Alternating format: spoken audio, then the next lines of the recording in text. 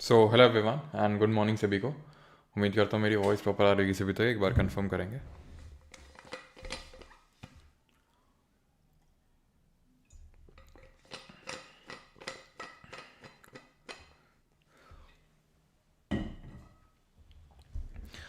तो आज हम लोग स्टार्ट करने वाले हैं लाइफ प्रोसेसेस, यानी कि जो हमारी लाइफ को कंटिन्यू करने के लिए जो डिफरेंट तरह के प्रोसेसेस होते हैं हमारी बॉडी में, वो हम करने वाले हैं। कितने तरह के प्रोसेस होते हैं? 4 प्रोसेस होते हैं टोटल। उनमें से 2 आज करेंगे, 2 कल करेंगे। ठीक है, एक बार कंफर्म करेंगे सभी लोग कि सारी चीज़ें प्रॉपर हैं कि नहीं। And even from me good morning. Okay,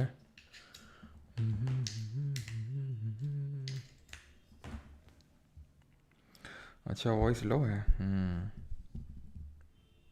sir शादी से आकर क्लास कर रहे हैं, कितना इम्पोर्टेंस देते हैं आपकी क्लास का? अच्छा अच्छा अच्छा। बेटा इम्पोर्टेंस तो देना ही पड़ेगा नहीं तो क्लास प्राइवेट नहीं हो जाएगी, है कि नहीं? तो लाइफ प्रोसेस में 4 इंपॉर्टेंट प्रोसेस होते हैं, जिनमें कि 2 आज पढ़ेंगे। डाइजेशन, एक सेकेंड, तुम लोग याद नहीं दिलाते नहीं? कौन याद दिलाएगा रिकॉर्डिंग का?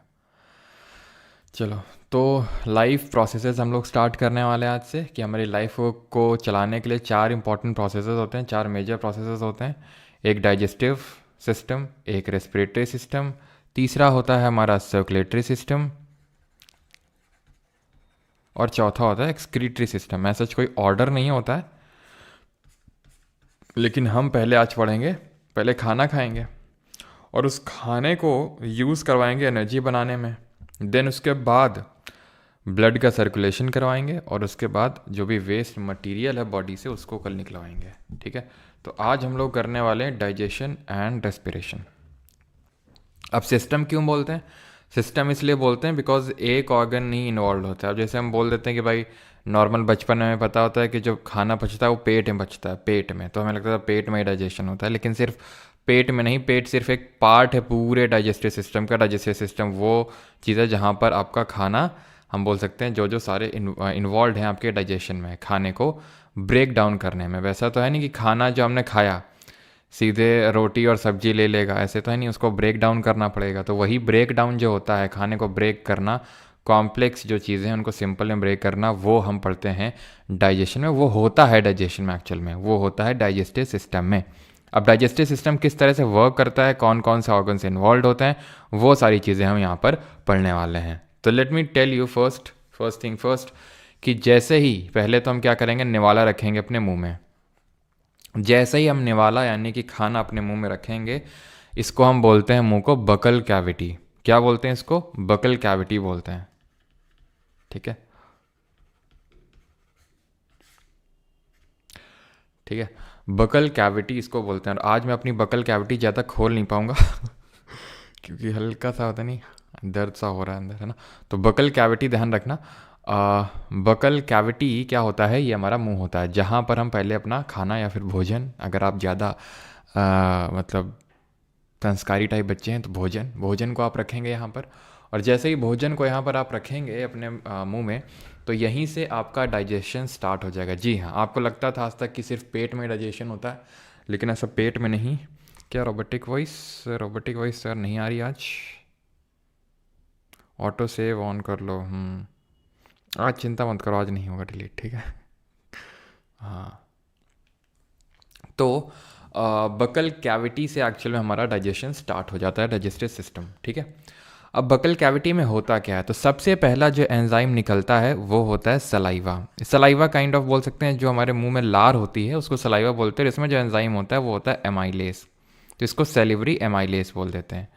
तो इसका काम क्या होता है सेलिवरी एमाइलेस का? एक एक एंजाइम का हम पढ़ते चलेंगे साथ में। इसका काम होता है कि जो भी कॉम्प्लेक्स कार्बोहाइड्रेट होते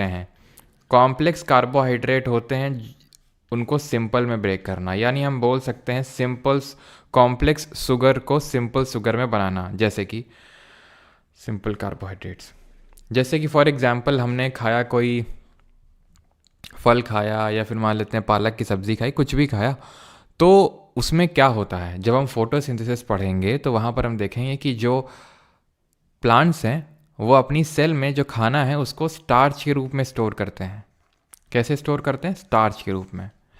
अब ये जो स्टार्च है ये कॉम्प्लेक्स कार्बोहाइड्रेट होता है, इसको ब्रेक करना होता है सिंपल में। तो इसको स्टार्च को सिंपल ग्लूकोज में ब्रेक करने का काम होता है एमाइलेज का। बस इतना ही काम होता है इसका। इसके बाद ये खाना कहाँ जाएगा? इसके बाद ये खाना जाएगा फेरिंग्स में जाएगा। देन यहाँ एक लगा होगा एपिग्लॉटिस, जिसको क्या बोलते हो तुम? चिड़िया बोलते हो ना? जो भी बोलते हो। तो फेरिंग्स में एक यहाँ पर लगा होता है एपिग्लॉटिस क्या करता है? वो खाने को भेज देता है ईसोफेगस में, जिसको हम बोलते हैं हिंदी में ग्रास नली बोलते हैं इसको। ईसोफेगस ये होता है, और ये ईसोफेगस को ही हम फूड पाइप के नाम से जानते हैं।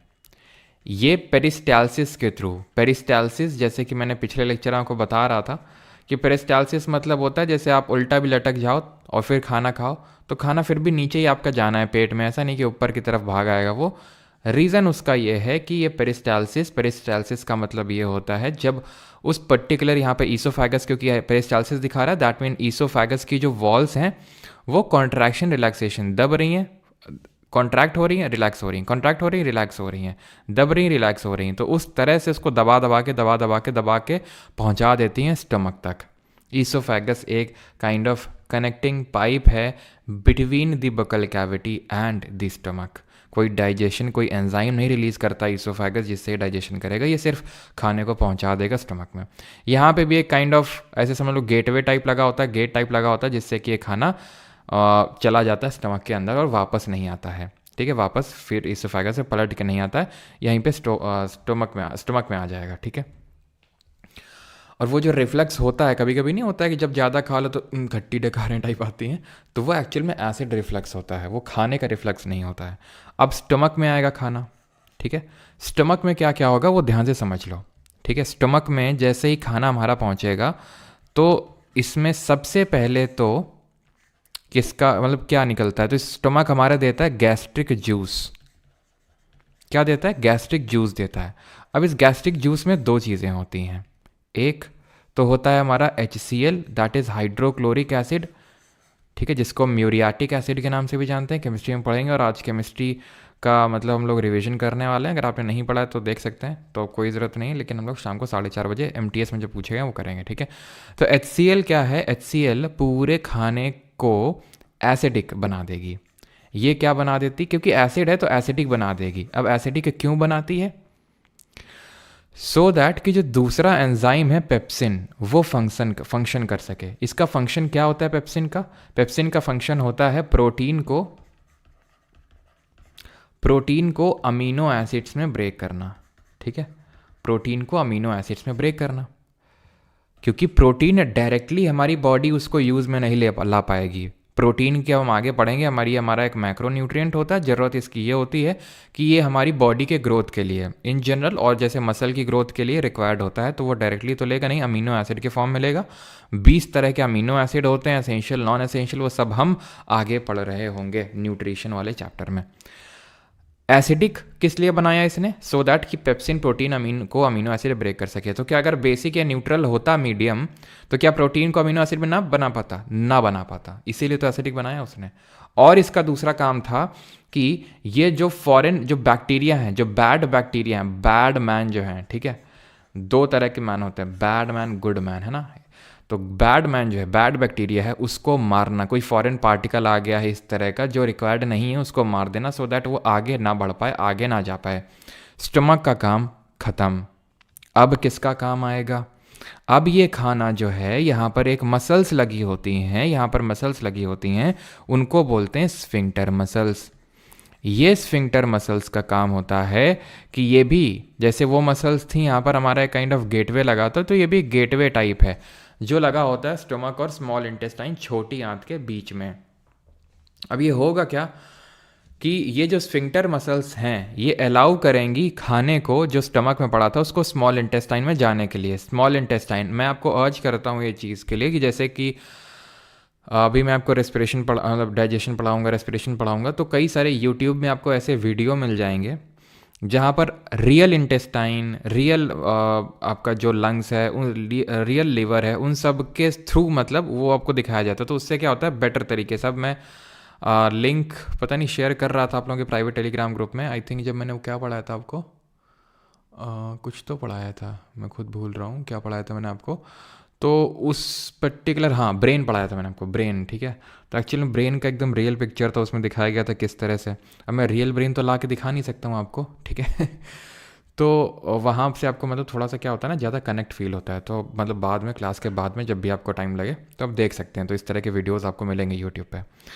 तो स्फिंक्टर मसल्स क्या करती हैं, अलाउ करती हैं इस खाने को स्मॉल इंटेस्टाइन यानी कि छोटी आंत में पास होने से, ठीक है। अब छोटी आंत में आराम से पढ़ेंगे, क्योंकि स्मॉल इंटेस्टाइन यानी कि जो छोटी आंत होती है, यहीं पे मेजर डाइजेशन होता है। Small intestine is a site of major digestion. जो हमारा खाने का मुख्य पाचन होता है वो छोटी आंत में ही होता है, स्मॉल इंटेस्टाइन में, ठीक है। तो मैं यहाँ पर लिख लूँ स्मॉल इंटेस्टाइन, कोई दिक्कत तो होनी चाहिए, ठीक है। यहाँ पर लिखता हूँ स्मॉल इंटेस्टाइन।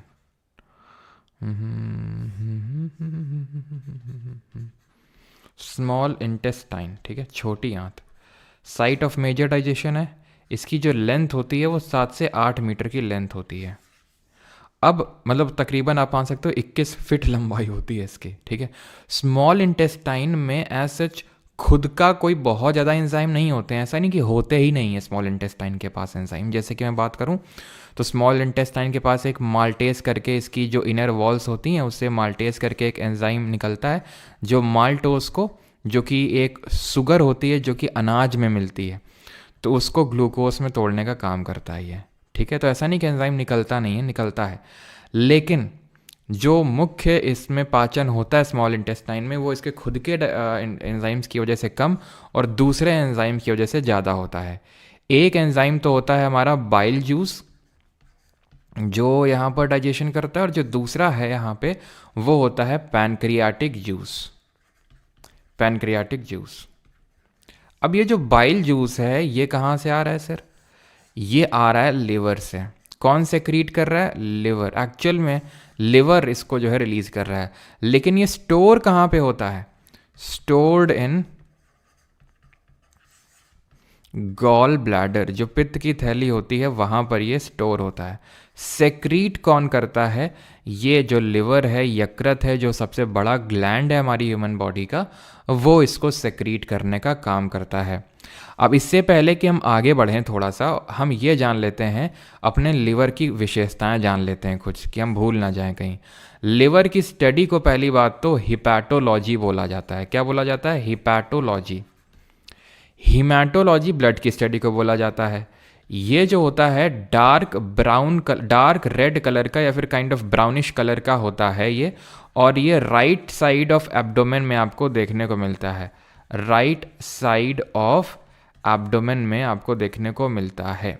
इसमें आपको कुछ स्पेशलाइज्ड सेल्स देखने को मिलती हैं जिनको कि क्यूपफर सेल्स के नाम से जाना जाता है, जिसकी वजह से ये पावर ऑफ रीजनरेशन रखता है, यानी ये खुद को रीजनरेट कर सकता है, ठीक है। रीजनरेट का मतलब है कि रीग्रो कर सकता है खुद को। जो लोग बहुत ही ज़्यादा मदिरा सेवन करते हैं, दिन रात धुत रहते हैं, उनका लीवर हो जाता है डैमेज, वो अपनी पावर ऑफ रीजनरेशन देता है खो। और लिवर का जो काम होता है कि वो जो टॉक्सिक मटेरियल्स हैं उनको निकाले और वो किडनी के पास भेजे, सो दैट उसको वो किडनी निकाल के और प्योरीफाई कर सके ब्लड को। वो काम भी धीरे धीरे लिवर अपना भूल जाता है, खो देता है, और लिवर हो जाता है डैमेज। जो लोग बहुत ज़्यादा फैट खाते हैं तो फैट वो स्टोर लिवर में स्टोर हो जाता है और उनको फैटी लिवर की प्रॉब्लम हो जाती है। तो ये सारी प्रॉब्लम्स जो है हमारी लिवर से एसोसिएटेड हैं, जो कि हमारा पावर ऑफ रीजनरेशन रखता है, ठीक है। यहीं पे ही आपको देखने को मिलेगा लिवर की में ही साइटोक्रोम P450 नामक एक एंजाइम, ठीक है। जब मैंने पेड मतलब ऐप में क्लास ले रहा था जो क्वेश्चंस वाली, तो वहाँ पर मैंने इस एंजाइम को नोट करवाया था। एंड ये जो होता है, जो हमारे मैंने आपको बताया था सेल पढ़ाते वक्त कि जो स्मूथ एंडोप्लाज्मिक रेटिकुलम होता है उसके दो फंक्शन होते हैं। एक तो काम क्या होता है उसका, फैट, ठीक है, मतलब जो लिपिड्स वगैरह प्रोड्यूस करना, फैट्स एंड लिपिड्स। साथ ही साथ उसका एक काम और मैंने बताया था, एंड दैट वाज कि जो टॉक्सिन्स हैं उनको बाहर फेंकना, बताया था आपको, टॉक्सिन्स को बाहर फेंकना। तो वो जो काम है वो लिवर के जो सेल्स के जो स्मूथ एंडोप्लाज्मिक रेटिकुलम है वो करते हैं through this enzyme cytochrome P450। ठीक, अब आते हैं किस पे, बैक टू द डाइजेशन। तो गॉल ब्लैडर स्टोर करता है, लिवर सेक्रीट करता है। ठीक है, और गॉल ब्लैडर में अगर वही है कि ज़्यादा आप पानी ढंग से नहीं पीते हैं और ज़्यादा आपकी एक्टिविटी नहीं हुई तो यहाँ पर भी आपके स्टोन बन जाते हैं। अभी अमन सर जो आपको कंप्यूटर पढ़ाते हैं तो उनके गॉल ब्लैडर में स्टोन बन गए थे काफ़ी सारे, मैंने पहले भी आपको बताया होगा। तो उनकी सर्जरी हुई थी, गॉल ब्लैडर को ही फिर रिमूव करना पड़ता है क्योंकि बहुत छोटा सा, उंगली के जितना छोटा होता है। उन्होंने, अमन सर ने बताया कि सर उंगली की तरह छोटा निकाला, तो उन्होंने उंगली की तरह मतलब इतना सा छोटा सा था, तो उसमें उससे स्टोन निकाल पाना बहुत सारे तो मुश्किल होता है, तो फिर उसी को ही हटा दिया जाता है। तो आपको लगेगा फिर से बाइल जूस स्टोर कौन करेगा, तो एक्चुअली फिर स्टोर नहीं होता है, सीधा ही सेक्रीशन होता है लीवर के थ्रू। तो बाइल जूस का काम क्या होता है, तो बाइल जूस का काम होता है कि ये सबसे पहले तो मीडियम को बेसिक बनाए। मीडियम को क्या बनाता है, बेसिक बनाता है। बेसिक जो हमारा खाना स्मॉल इंटेस्टाइन से आ रहा है वो कैसा नेचर का, सॉरी स्टमक से आ रहा है वो कैसे नेचर का होगा, एसिडिक होगा। तो उसको बेसिक बनाने का काम होता है। प्लस ये करता है फैट को फैटी एसिड में ब्रेक। बिल्कुल गलत बात, ये बिल्कुल ये काम नहीं करता है। ठीक है, ये काम क्या करता है, ये करता है इमल्सिफिकेशन ऑफ फैट्स। अब ये इमल्सिफिकेशन ऑफ फैट क्या होता है, तो इमल्सिफिकेशन ऑफ फैट होता है कि जो बड़े बड़े फैट के ग्लोब्यूल्स हैं उनको छोटे छोटे में तोड़ देना। इसका काम यहीं पे ख़त्म हो जाएगा और ये काम अब पास ऑन कर देगा पैनक्रियाटिक जूस को। पैनक्रियाटिक जूस की अगर बात करें तो इसमें दो मुख्य एंजाइम होते हैं, एक तो होता है आपका ट्रिप्सिन और दूसरा होता है लाइपेस। ट्रिप्सिन और लाइपेस, पैनक्रियाज सेक्रीट करता है इसको, पैनक्रियाटिक जूस को। ठीक है, और जो पैनक्रियाज होते हैं सेकंड लार्जेस्ट ग्लैंड होते हैं, और किस तरह के ग्लैंड होते हैं, मिक्स्ड ग्लैंड होते हैं। क्यों मिक्स्ड ग्लैंड होते हैं, क्योंकि ये एंजाइम और हार्मोन दोनों सेक्रीट करते हैं। हार्मोन तो हम पढ़े थे लेक्चर में, जो ग्लैंड वाला लेक्चर था, और यहाँ पर हम एंजाइम्स के बारे में पढ़ने वाले हैं। हार्मोन आप कमेंट में जल्दी से बताएंगे कौन से हार्मोन्स को सेक्रीट करते हैं। ट्रिप्सिन का काम होता है अगेन वही काम जो कि जो बच गया प्रोटीन्स है उनको फर्दर अमीनो एसिड्स में तोड़ने का काम होता है। ठीक है, अमीनो एसिड्स में तोड़ेंगे, प्रोटीन को ब्रेक करेंगे। लेकिन ये जो ट्रिप्सिन है ये सिर्फ बेसिक मीडियम में ही फंक्शन कर पाते हैं। इनको इनको चाहिए बेसिक मीडियम, और बेसिक मीडियम बनाने का काम कौन कर रहा है, ये हमारा बाइल जूस कर रहा है। तो इसीलिए इसने मीडियम को बेसिक बनाया, नहीं तो ट्रिप्सिन फंक्शन कर ही ना पाता। लाइपेस का काम ये होता है कि ये जो इमल्सिफिकेशन हुआ है फैट का, जो छोटे छोटे ग्लोब्यूल में टूटा है, इस फैट को फैटी एसिड में ब्रेक करने का काम लाइपेस का होता है, ना कि बाइल जूस का। उसका काम सिर्फ इमल्सिफिकेशन का होता है। ये था लाइपेस का काम। अब स्मॉल इंटेस्टाइन में क्या है कि इतनी लंबी है क्यों, 7 से 8 मीटर, क्योंकि भाई फूड में जितने भी न्यूट्रिएंट्स हैं वो जाते जाते जाते जाते जाते जाते एकदम सारे न्यूट्रिएंट्स को वो चूस ले, एकदम खींच ले, एसिमुलेट कर ले बोलते हैं इसको। और उसके लिए वो एक काम और करता है कि विली नामक एक फिंगर लाइक प्रोजेक्शंस को भी अपनी इंटरनल वॉल्स में रखता है, सो दैट कि, क्यों रखता होगा बताइए फिंगर लाइक प्रोजेक्शंस को। अब जैसे कि क्या होता है कि एकाउस्टिक फोम लगाई जाती है, जैसे कि जो टीचर लोग पढ़ाते हैं स्टूडियो वगैरह में, तो वे एकाउस्टिक फोम में लगा के रखते हैं।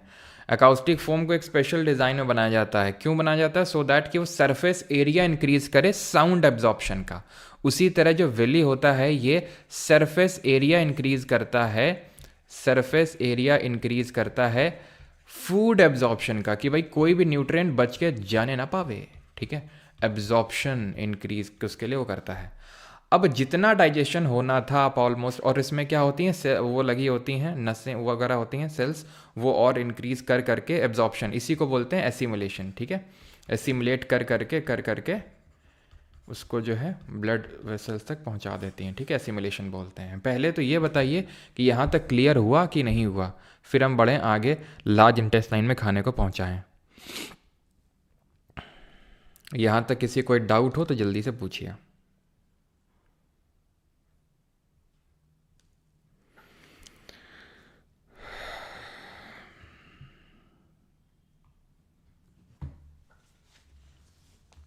चलो, तो क्लियर है, ओके ठीक। तो हम बढ़ेंगे आगे। सर फिंगर तो फिंगर ही तो बोला है भैया। अच्छा, फिगर लिख गया क्या? स्पेलिंग पे मत जाया करो यार।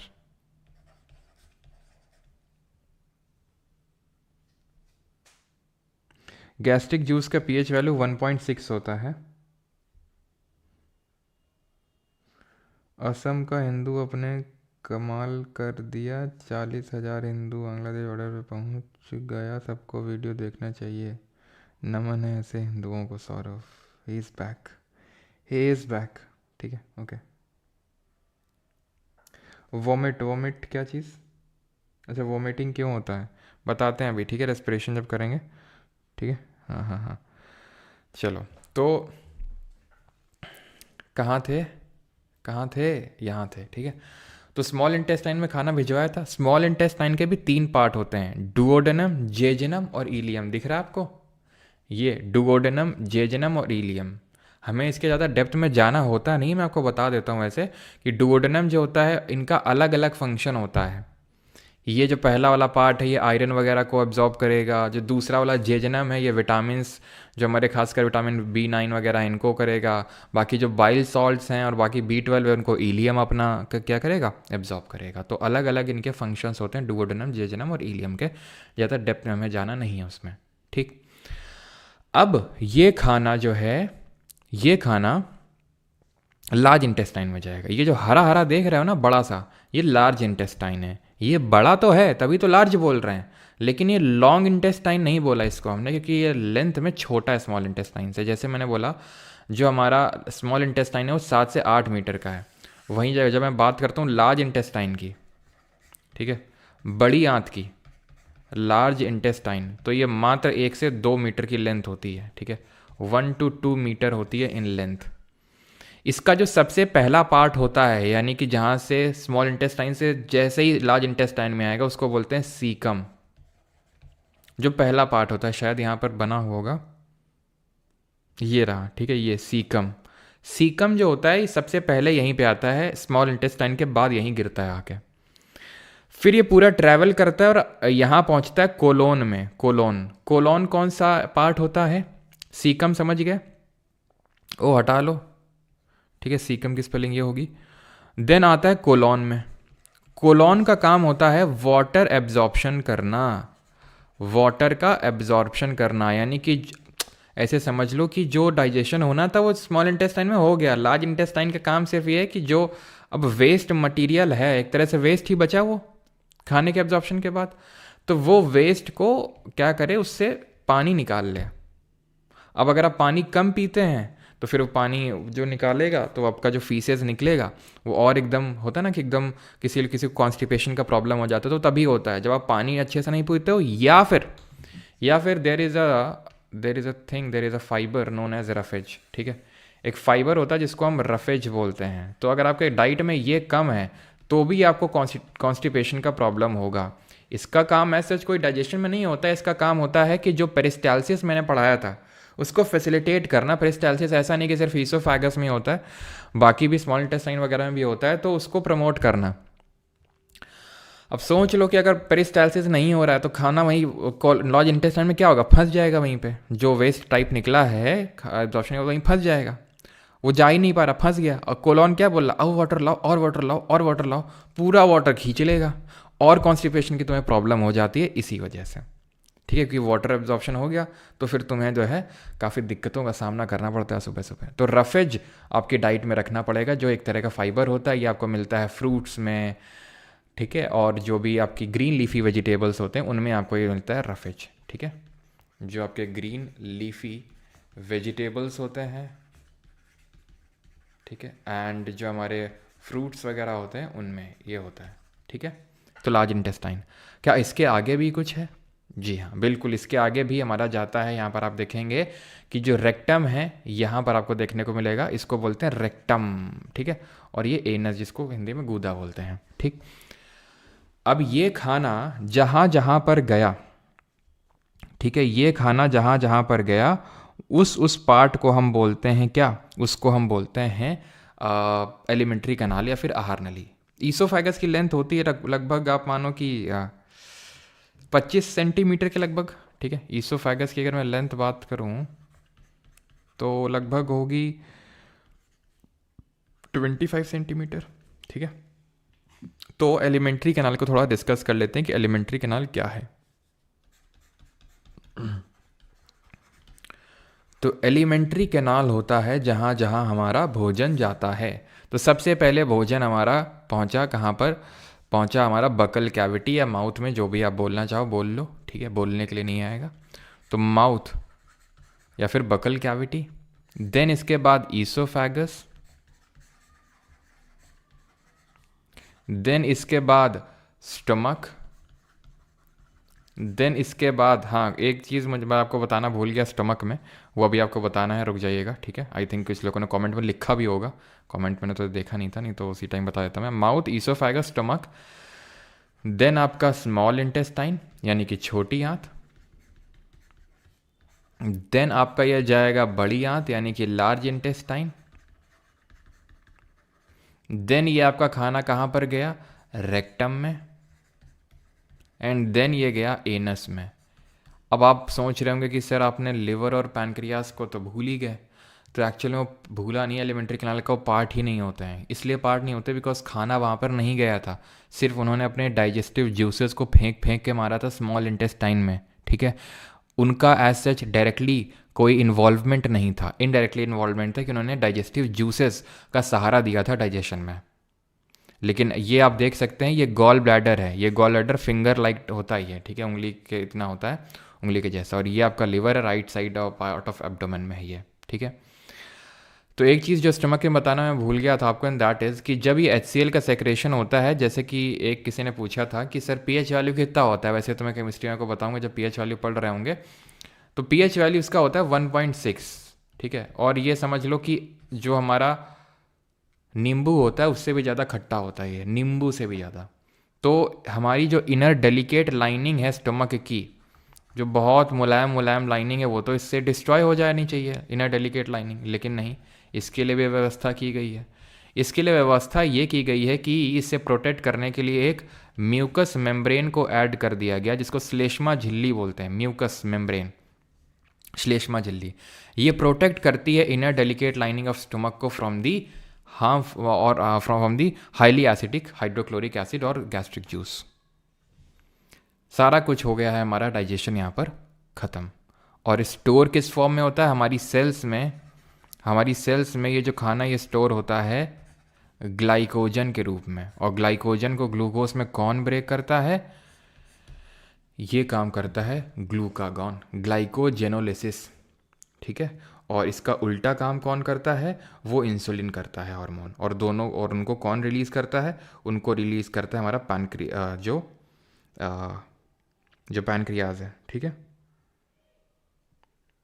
सुना है खाना खाने के बाद पानी नहीं पीना चाहिए। हाँ, ज़्यादा पीना इसलिए नहीं चाहिए क्योंकि बोलते हैं कि हमारे जो आग निकली है पेट में, तो आग वही है एक्चुअल में, ये जो HCl है वही आग है, ठीक है। तो आप इसको तुरंत न्यूट्रलाइज कर देंगे, वो जो डाइजेस्टिव फायर इग्नाइट हुई है उसको आप बुझा देंगे। इसलिए ज़्यादा पानी नहीं पीना चाहिए, थोड़ा बहुत पानी टाइप कुल्ला टाइप कर लेना चाहिए, सो दैट कि खाना दांतों के बीच में ना फंसे और डेंटल प्लेग ना हो जाए। अच्छा, प्लेग क्या होता है, ये आज मैं आपको टीथ वाला कंपोनेंट नहीं करवा रहा हूँ, वैसे टीथ भी इन्वॉल्व होते हैं इनडायरेक्टली डाइजेशन में, कि टीथ वो खाने को ब्रेक करने में हेल्प करते हैं, लेकिन आज नहीं करवा रहा हूँ सो दैट लेक्चर हैवी ना हो। लास्ट वाले लेक्चर में जो मिसलेनियस वाला टॉपिक होगा वहाँ पे करेंगे उसको, ठीक है, वहाँ पे कर लेंगे। मतलब पार्ट इसी का होगा, जिन लोगों के पास बुक होगी तो उन लोगों के पास मतलब वहाँ पर आप देखेंगे कि वहीं पे आपका जो दांतों वाला पार्ट है वो वहीं पे होगा, ठीक है। लेकिन वो पढ़ाऊँगा मैं आपको लास्ट में, ठीक है।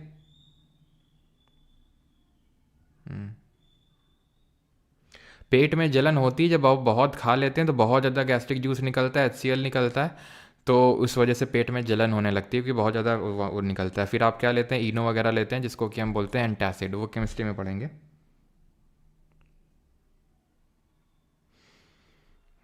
सारी आज चीज़ें तुम जान लो है ना, वाइल्ड फायर और ये सब। हम्म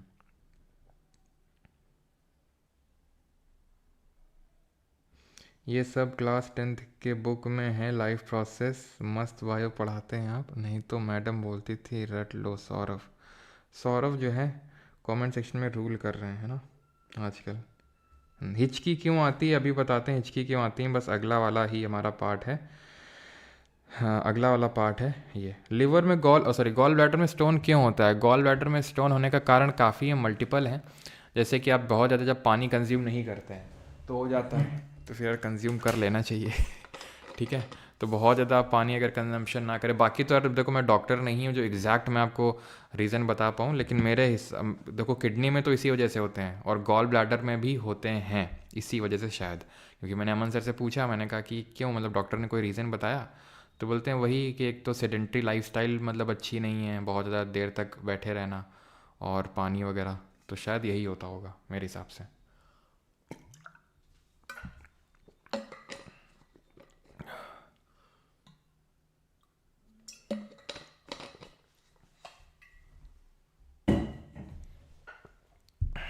आते हैं रेस्पिरेशन में।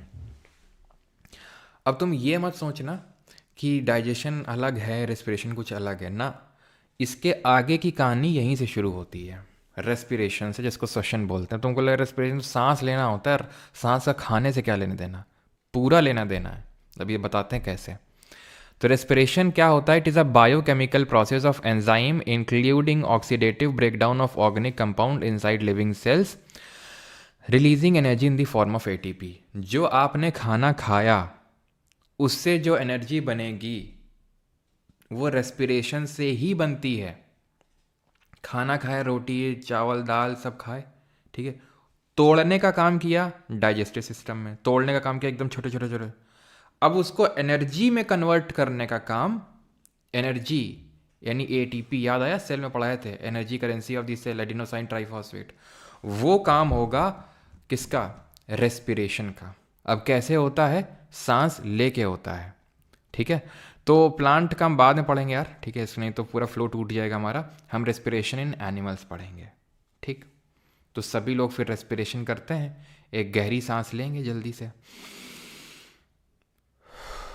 तो जब आपने सांस ली तो सिर्फ आपकी नाक इन्वॉल्व नहीं थी, रेस्पिरेटरी सिस्टम, जब सिस्टम बोलता हूं तो ये पार्ट आते हैं सिस्टम, ठीक है, वो वाला सिस्टम नहीं, एल्विश भाई वाला। ये सारे हमारे पर्टिकुलर जो पार्ट्स हैं ये इन्वॉल्व होते हैं। नाक से सांस लिया, देन यहाँ गया, यहाँ गया, यहाँ गया, तो यहाँ यहाँ यहाँ को क्या बोलते हैं वो हमें पढ़ना है, ठीक है। सबसे पहले तो ये नेजल कैविटी है जहाँ से हमने ब्रीद किया, ठीक है। इसके बाद ये जाता है यहाँ पर फेरिंग्स, लिख के आएगा देखेंगे आप। ये लैरिंग्स होता है जिसको वॉइस बॉक्स या एडम का एप्पल बोलते हैं। देन ये ट्रैकिया करके एक लंबी सी पाइप है। देन ये बट जाती है ब्रोंकाई में। देन ये फर्दर छोटे छोटे ब्रोंक्यूल्स में बट जाते हैं और देन वहाँ पर लगे होते हैं एल्विलाई, जो कि आप इस पिक्चर में देख पा रहे हैं। तो जब मैंने सांस ली और आपने सांस ली, सबसे पहले तो आया क्या? नोज़, ठीक है। नोज़ में क्या है? नोज़ में दो चीज़ें हैं, एक तो हेयर्स हैं, याद आया, सीलिएटेड एपिथेलियम टिश्यूज़ हैं यहाँ पर रेस्पिरेटरी ट्रैक्ट में, प्लस म्यूकस है। इनका काम होता है कि अगर कुछ भी पार्टिकल आ जाएं सांस लेते वक्त तो हेयर से रोक लें, हेयर से बच गया तो म्यूकस में चिपक जाए, वो स्टिक हो जाए, स्टिकी पार्ट होता है म्यूकस, जो कि हमारी नोज़ में प्रेजेंट होता है। जो कि जैसे आपने देखा होगा, अगर आप बहुत बाहर ट्रैवल करो, गाड़ी वाली ड्राइव करके आओ, तो बहुत ज़्यादा आपका म्यूकस में जो है आपको देखने को मिलता है कि बहुत ज़्यादा म्यूकस में जो डस्ट पार्टिकल्स हैं या फिर जो गंदगी है वो स्टोर हो जाती है। तो काम इनका यही होता है, इसीलिए बोला जाता है खासकर बाहर जब आप जाते हो तो कि मुंह से सांस मत लो, नाक से सांस लो। सो दैट आप मुंह से लोगे तो मुंह में थोड़ी ना कुछ हेयर है, म्यूकस है, सीधा अंदर लोगे। ऐसा नहीं है कि वो अंदर नहीं जाएगी सांस, आपकी जाएगी, ठीक है ना, आप मुंह से भी ले सकते हैं, लेकिन मुंह से लेंगे तो हेयर्स और म्यूकस तो कुछ है ही नहीं, है कि नहीं। तो जब आपने सांस लिया तो मैंने ले लिया, उसके बाद यहाँ पर आपको देखने को मिलेगा फेरिंग्स। यहाँ पर आप देख पा रहे होंगे ये आपका फेरिंग्स है यहाँ पर, ठीक है। क्या आएगा? फेरिंग्स, या तो ठीक है, यहाँ पर आप देख पा रहे होंगे, यहाँ पर ही होता है। चलो मैं लिख देता हूँ और आपको समझा देता हूँ। फेरिंग्स, फेरिंग्स का काम क्या होता है? फेरिंग्स एक कॉमन पैसेज वे होता है। It is a common passage way for both, passage for food and air. खाना भी आता है यहाँ पे, हवा भी आती है यहाँ पर। मैंने आपको पीछे बताया था जब हमने खाना रखा था मुंह में बगल कैविटी में, तो उसके बाद फेरिंग्स में ले गए थे, उसके बाद ईसोफेगस में ले गए थे। तो बात ये आती है कि कौन अलाउ करेगा कि खाना फेरिंग्स में जाएगा कि लैरिंग्स में। जैसे मतलब सॉरी, ये आपका मान लेते हैं फेरिंग्स है, ठीक है, ये फेरिंग्स है, ये है हमारा फूड पाइप, राइट साइड में ईसोफेगस, ठीक है। और यहाँ पर है हमारा ट्रैकिया जिसको विंड पाइप बोलते हैं। जैसे ईसोफेगस लेके जाता है खाने को पेट तक, वैसे ट्रैकिया लेके जाती है सांस को लंग्स तक। लंग्स ही मेन रेस्पिरेटरी ऑर्गन होते हैं, क्योंकि यही सारा काम, यहीं पे सारा काम होता है। रेस्पिरेशन का भी देखेंगे कैसे, सारा नहीं लेकिन मेजर, ठीक है। तो एक सेकेंड, ठीक है। तो ट्रैकिया में सांस जानी चाहिए, ईसोफेगस में खाना। इसको डिसाइड करने का काम होता है यहाँ पर लगा हुआ एक एपिग्लॉटिस होता है। एपिग्लॉटिस क्या बोलते हैं इसको? एपिग्लॉटिस बोलते हैं। हिंदी में कोई बताएगा क्या बोलते हैं इसको? ये एपिग्लॉटिस क्या होता है, खाने को इधर भेजेगा, सांस को इधर भेजेगा। कैसे पता है इसको? एक्चुअल में ये सब ब्रेन ही इसको बता देता है कि भाई आपको कहाँ जाना है, किसको कहाँ पर जाना है। तो इसी वजह से आपने देखा होगा हिचकी अक्सर तभी आती है, या तो आप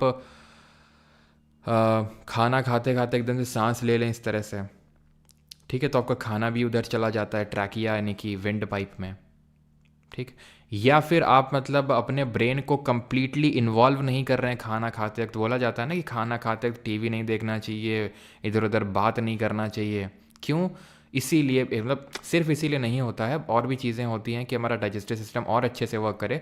एपिग्लॉटिस तो सिर्फ एक पार्ट है जो हमारे ब्रेन से सिग्नल लेके फूड को और हवा को इधर उधर करता है। हमारी इंटेस्टाइन वगैरह सब में अगर हम प्रॉपरली अपने दिमाग को इन्वॉल्व करेंगे तो हमारा प्रॉपर डाइजेशन भी होगा। ये आप करके देख सकते हैं। तो ब्रेन इसको कनेक्शन वो देगा कि भाई आप तो ब्रेन को आपने इन्वॉल्व कर रखा है, तो उसको पता नहीं चलेगा एपिग्लॉटिस को कि खाने को कहाँ भेजना है और उसको कहाँ भेजना है। आप तो खोए हुए उनके ख्यालों में हैं कि भाई यार गए थे, मतलब नज़रें मिल गई थी एकदम, हैं क्यों?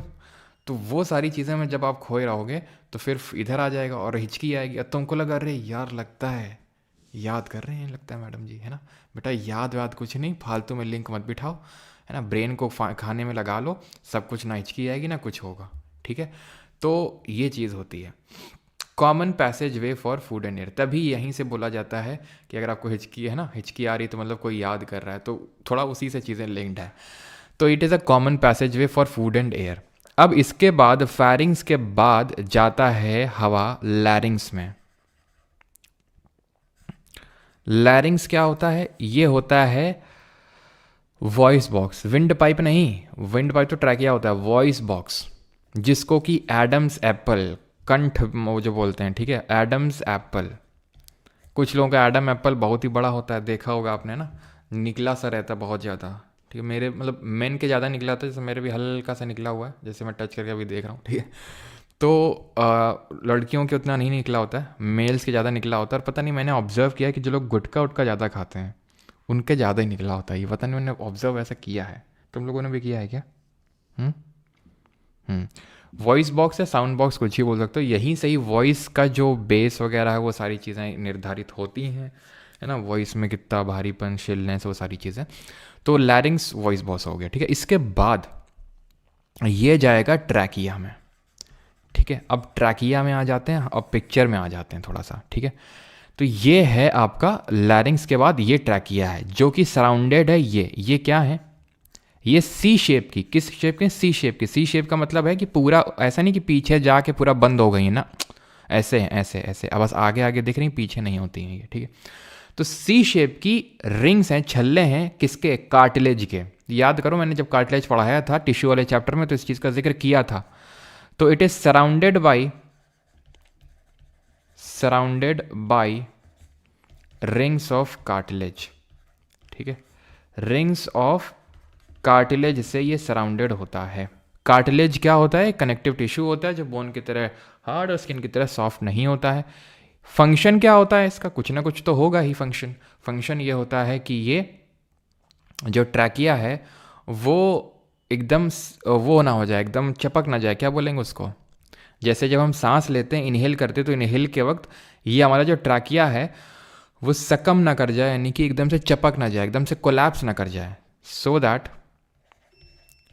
So that trachea does not collapse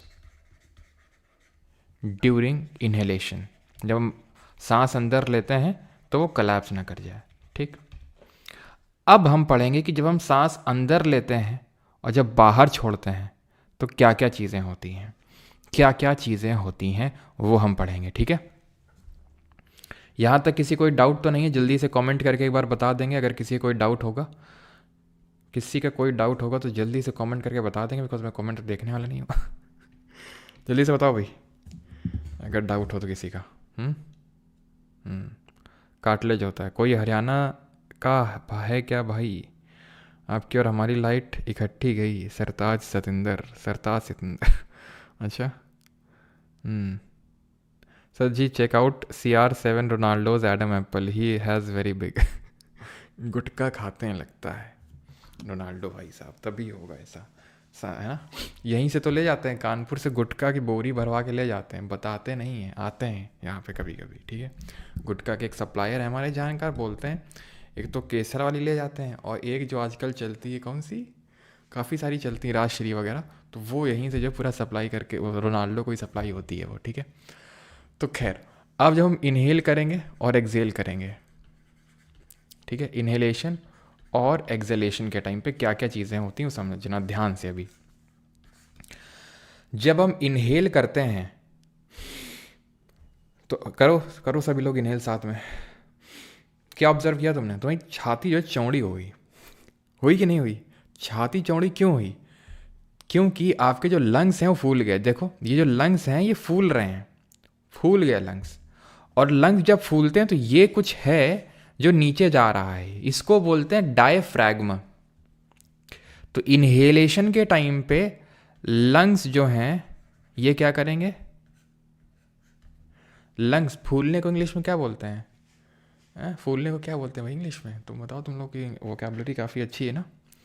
lungs को क्या बोलेंगे यार? जो भी बोलते हैं फूलने को देख लेना।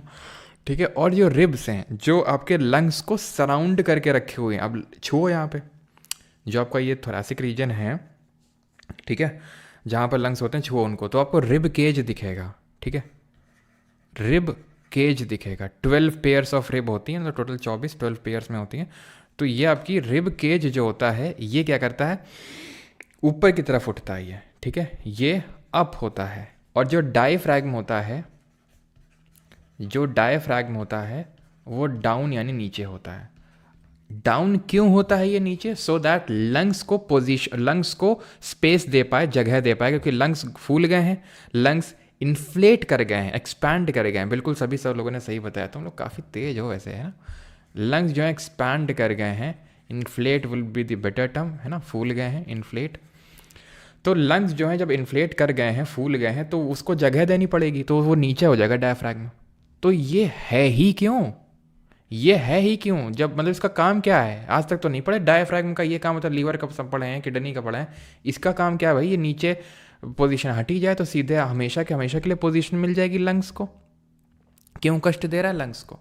एक्चुअल में इसका भी रोल होता है रेस्पिराको, ओके, लैटिन, स्पेनिश। ठीक है, तो रेस्पिराको यानी कि रेस्पिरेशन में इसका भी रोल होता है। क्या रोल होता है? लंग्स इनहेल करके फूल तो गए, इन्फ्लेट तो कर गए, एक्सपैंड तो कर गए, लेकिन कॉन्ट्रैक्ट खुद से नहीं हो पाते। इनके पास इतनी पावर नहीं कि खुद से सिकुड़ जाएं। ये जब इन्फ्लेट किया, बस सांस ले लिए, रुक गए, डायफ्रैग्म बोलेगा बस हो गया, तो ये क्या करेगा? ऊपर की तरफ जाएगा। और जैसे ऊपर की तरफ जाएगा तो ऊपर से क्या कर रहा है? पुश कर रहा है, दबा रहा है, एक तरह से लंग्स को हवा निकाल रहा है। डायफ्रैग्म का रोल समझ गया रेस्पिरेशन में।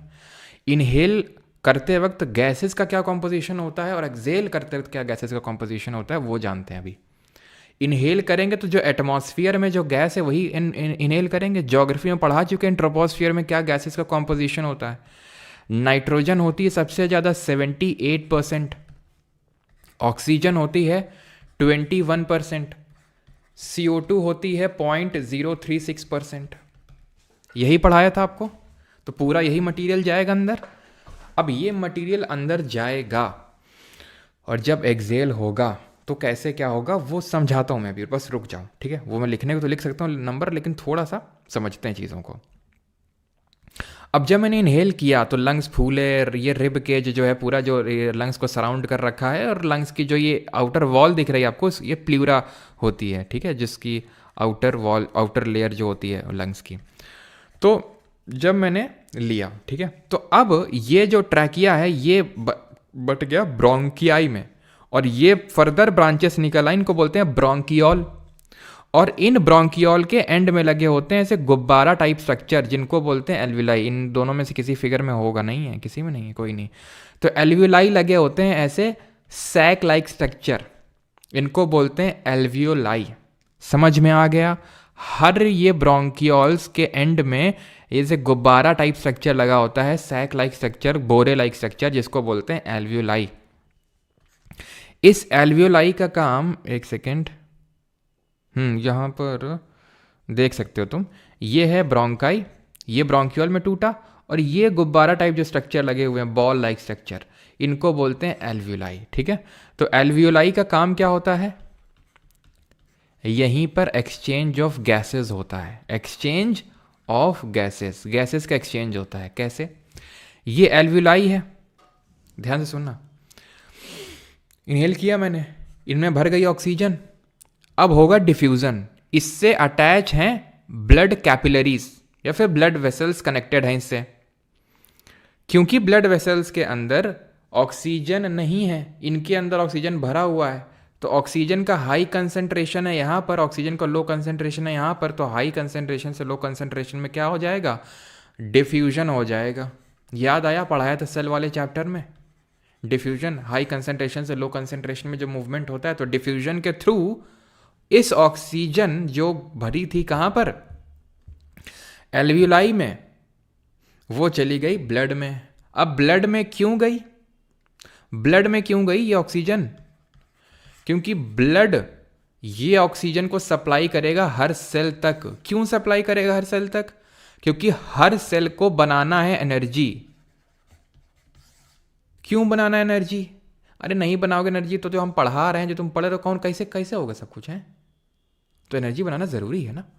तो वो कौन से सेल ऑर्गेनल में होता है, ज़रा ये तो बता दो कमेंट सेक्शन में। इतना तो हम एक्सपेक्ट करते हैं कि इतना तो आप बता ही सकते हो कि सेल का कौन सा ऑर्गेनल होता है जो एनर्जी बनाता है। डिफ्यूजन समझ गए। अब जो लोग बहुत ज़्यादा करते हैं, समझ रहे हो, है ना, शाम को जाके चाय टपरी में, है ना, तो ये जो जहरीली सांसें आप लेते हैं, 7 रुपये में, कितने रुपए में आती है वो? एक बार मुझे याद है, एक बार मैं और मेरा दोस्त था, ठीक है, दोनों ने सोचा आज जो है अपना जो उपवास है, बचपन का उपवास, वो तोड़ते हैं आज, ठीक है। हम दोनों ने पैसे इकट्ठे किए, कुछ 7 रुपए की थी वो, ठीक है, 4 रुपए उसने दिए, 7-8 रुपए की थी, ऐसा कुछ था, 50-50 का डिस्ट्रीब्यूशन किया हम लोगों ने। 4 रुपये उसने दिए, 4 रुपये मैंने दिए, लेके आए, ठीक है। वही सच बता रहा हूँ, मेरी हिम्मत ना पड़ी उस दिन, ठीक है। तो भाई ये सारी चीज़ें करना गलत बात होती है, तो भाई मैंने तो आज तक नहीं किया, और आप लोगों से मैं सेम चीज़ एक्सपेक्ट करता हूँ कि ये चीज़ें बिल्कुल ना करें, ठीक है। अब इसे होता ये है कि जो आपके एल्वियोलाई हैं ये डैमेज होना स्टार्ट हो जाते हैं, और देन आपका जो डिफ्यूजन ऑफ गैसेस है ये प्रॉपर तरीके से नहीं हो पाता है। तो ये चीज़ें ध्यान रखा करें इसमें, ठीक है। छोटी गोल्ड की 10 रुपए की, देखो सारे रेट पता है ना। गोल्ड फ्लेक 6 की, फ्लेक 7, बहुत सही बेटा, वाह बेटा वाह, वाह मुन्ना वाह।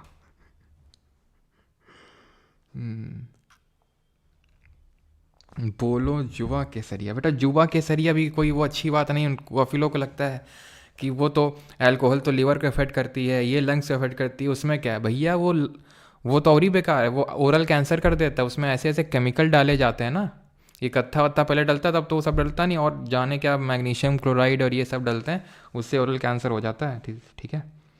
खाना वाना सब कुछ नहीं हो पाएगा, है ना। क्या व्हाट इज़ डार? डार तो यार पहली बार सुन रहा हूँ।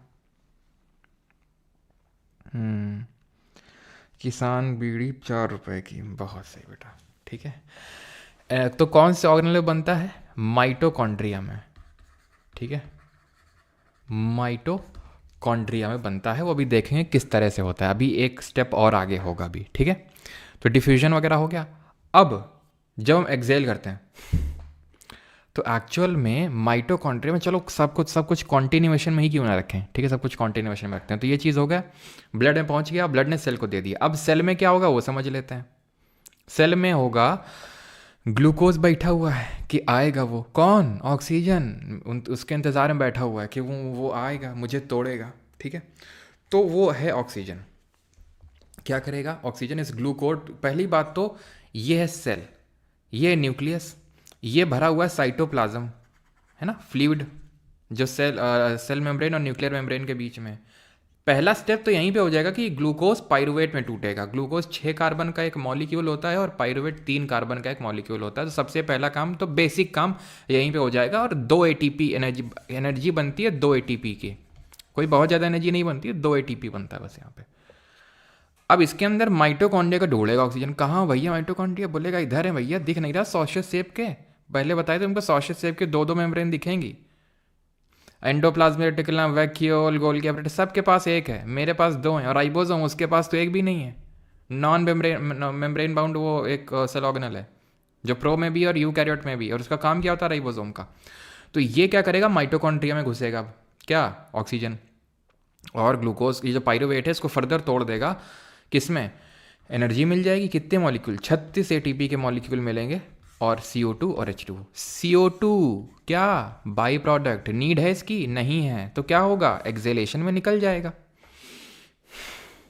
तो जब एक्सेल करेंगे, जिसको कि एक्सपीरेशन बोलते हैं, एक्सपायरेशन, अंदर जब लेते हैं सांस को तो इंस्पिरेशन, और जब बाहर छोड़ते हैं तो उसको एक्सपीरेशन बोलते हैं।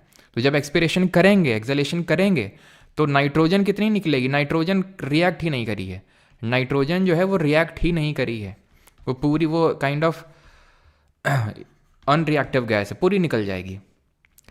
O2 ऑक्सीजन कितनी निकलेगी, 21% गई थी, 16% ही निकलेगी, बाकी कहाँ गई, यूज़ हो गई ना एनर्जी बनाने में। और CO2 कितनी गई थी, 0.036%, निकलेगी कितनी, 4.4%। क्यों, क्योंकि रेस्पिरेशन में बनी है एनर्जी, जब बन रही थी तो CO2 भी बना था बहुत ज़्यादा बाई प्रोडक्ट के तौर पे, तो वो निकल जाएगा 4.4%। क्लियर है, क्लियर है। यहाँ पर रिग, यहाँ पर क्या होगा डायफ्रागम के साथ, यहाँ पर डायफ्रागम के साथ क्या होगा, क्या लिख दिया मैंने, ये तो अनर्थ कर दिया मैंने। डायफ्रागम यहाँ पर डाउन हो जाएगा, नीचे हो जाएगा, ठीक है, इनहेलेशन के टाइम पे। एक्सेल करेंगे, जब सांस को बाहर छोड़ेंगे तो डायफ्रागम ऊपर आएगा, और वो लंग्स को क्या करेगा, पुश करेगा, मतलब या फिर कॉन्ट्रैक्ट करवाएगा, ठीक है। तो लंग्स क्या करेंगे एक्सेल के टाइम पे, लंग्स कॉन्ट्रैक्ट करेंगे, सिकुड़ेंगे, और जो हमारा रिब केज है वो नीचे की तरफ जाएगा, ठीक है, रिब केज नीचे की तरफ चला जाएगा, डाउन। रटना नहीं है, पूरा समझा दिया मैंने, अभी ये मत बोलना कि इसमें भी रटना पड़ रहा है, डायफ्रागम क्यों था, सब कुछ ठीक।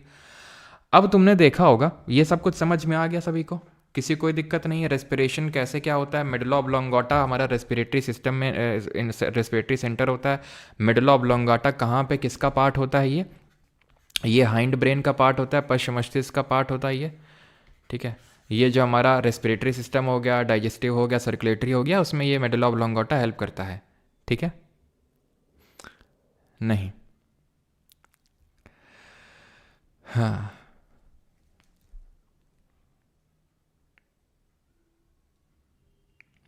कार्बन मोनोऑक्साइड एक जहरीली गैस होती है, और वो क्या करता है, जो ब्लड में हीमोग्लोबिन होता है, मैंने पढ़ाया था, it has high affinity for oxygen, oxygen से बहुत प्यार है उसको, ऑक्सीजन से बहुत प्यार है, it has high affinity for oxygen, तो ऑक्सीजन को जल्दी से लेता है, पहुंचाता है।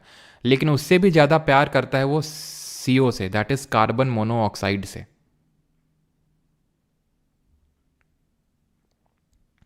अस्थमा क्यों होता है, अस्थमा होता है तब जब आपका जो ट्रैकिया होता है, ये इसमें इन्फ्लेमेशन आ जाती है, ठीक है।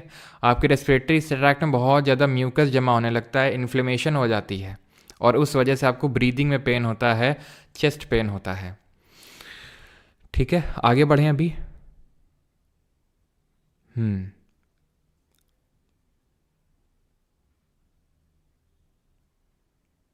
हीरोगिरी फू फू करने में नहीं, थू थू करने में। हाँ, बोलो जुबां केसरी, है ना। हाँ, नहीं, नाइट्रोजन जितना जाता है उतना बाहर निकल आता है, वो पूरा ब्लड में वो मिक्स नहीं होता है, ठीक है। आगे बढ़ते हैं। और सब खत्म हो गया। अब हम देख लेते हैं, यहाँ पर आप देख पा रहे होंगे और भी कुछ ब्रांचेस बनी हुई हैं रेस्पिरेशन की। तो ये तो प्रेजेंस ऑफ ऑक्सीजन में हो रहा था रेस्पिरेशन, ठीक। जो एब्सेंस ऑफ ऑक्सीजन में होता है वो ईस्ट में होता है, खमीर बोलते हैं इसको हिंदी में। खमीर क्या होता है? तो खमीर जो होता है वो खलील का भाई होता है, खबीब का। ठीक है, इसको लड़वाएंगे अभी कॉनर मैग्रेगर से। तो ईस्ट की अगर बात करें तो एक तरह का फंगस होता है, फंगाई, गुड फंगाई होता है। इसको पिज्ज़ा का जो डो होता है ना, डो, पिज्ज़ा कौन कौन खाता है यहाँ? पिज्ज़ा इतना सड़ा हुआ होता है ना, सच बता रहा हूँ, पिज़्ज़ा में नहीं, बहुत सड़ा हुआ, सबसे ख़राब लगता है मुझे कोई खाना अगर तो पिज़्ज़ा। मतलब सच बता रहा हूँ, ऐसा मत सोचना कि इससे ज़्यादा बन रहे हो ये वो। अब आज तक मुझे समझ ही नहीं आया कि पिज़्ज़ा लोगों को अच्छा क्यों लगता है। भाई मैंने पहले, पता है, एक बार आया, पहली बार मैंने खाया था आई थिंक 2016 में खाया था पहली बार मैंने पिज़्ज़ा, ठीक है। तो मुझे लगता है, सुना था काफ़ी नाम, पिज़्ज़ा पिज़्ज़ा पिज़्ज़ा, खाया तो एकदम वही ना, नाम बड़े दर्शन छोटे, मुझे लगा हो सकता है ठंडा हो इस वजह से। फिर एक बार और खाया तो फिर लगा कि यार लोकल शॉप है, हो सकता है इस वजह से हो, मैकडोनल्ड का खाएंगे। फिर मैकडोनल्ड का भी ट्राई किया एक बार, भाई समझ गया ये फालतू के नाम बड़े दर्शन छोटे वाले हैं ये, ठीक है, बहुत ही बेकार चीज़ होती है। और मतलब चलो ठीक है, कुछ कुछ न्यूट्रिशन भी मिल रहा हो तो भी ठीक। भाई सत्तू के पराठे, क्या मज़ा आती है उसमें, है मज़ा भी आ रहा है, मज़ा अलग से आ रहा है, प्रोटीन अलग से मिल रहा है, कार्बोहाइड्रेट अलग से मिल रहा है, मम्मी खुश अलग से हो रही हैं, मज़े ही मज़े हैं। और पिज़्ज़ा में मम्मी गुस्सा हो रही हैं, कुछ मिल भी नहीं रहा है, पैसा भी जा रहा है, हैं सजे ही सजे हैं। तो यहाँ पे ईस्ट जो होता है इसको डॉ में फुलाने के लिए इस्तेमाल किया जाता है, खमीर को।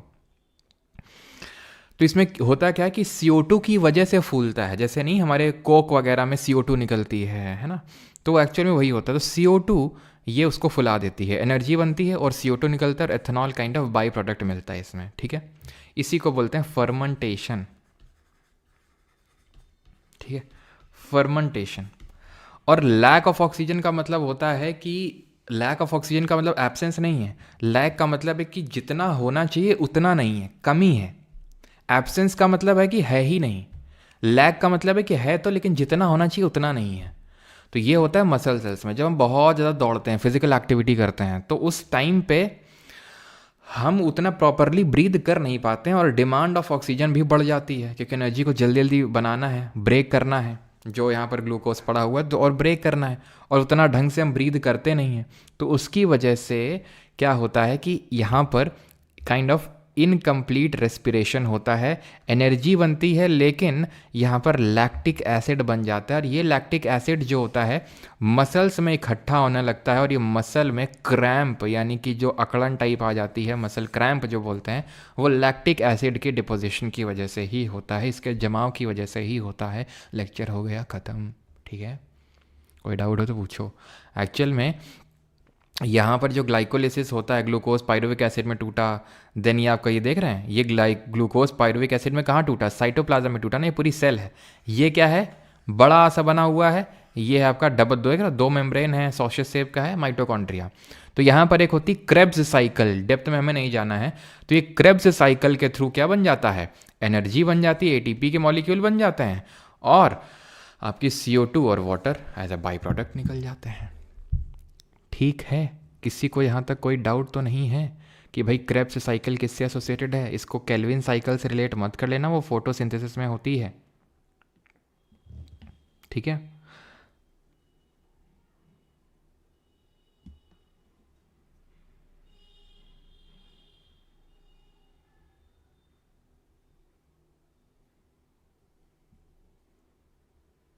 बस समराइज कर दो, समराइज करते हैं।